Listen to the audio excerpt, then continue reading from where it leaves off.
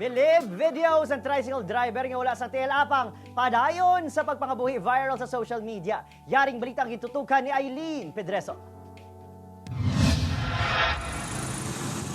Makita sa video nga gin-upload sang netizen gikan sa Kabangkalan City, Negros Occidental ang driver nga ini nga apisar wala sa mga tiil padayon sa gihapon sa pagbiyahe. Gamit sang driver ang daw ginsugpon nga kahoy nga amo ang iya ginaduso agud magkambya sang motorsiklo. Sunod sa uploader sang video, napabilib gid ini sa iya nakita. Rason nga gintingmuan sini nga makuhaan sang video ang driver.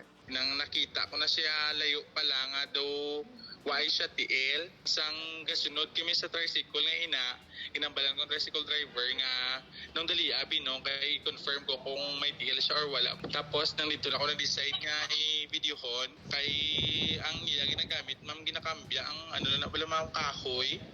Suno kay Joshua, luyag lang sini nga mapakita nga may mga kaangay ni manong driver nga ginpili nga magpadayon sa pagpangabuhi apisar sang iya kondisyon. Bangod madamo kuno ini may makita sa social media nga mga problema o kung nagareklamo sang ila sitwasyon. Nagapati ini nga dapat mangin kaangay kay manong driver.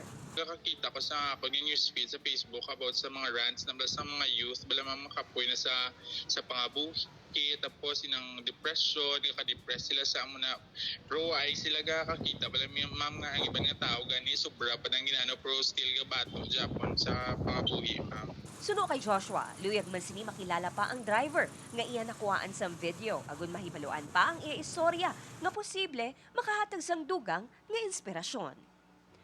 Upod kay Ruel Banggoy, Eileen Pedreso, One Western Visayas.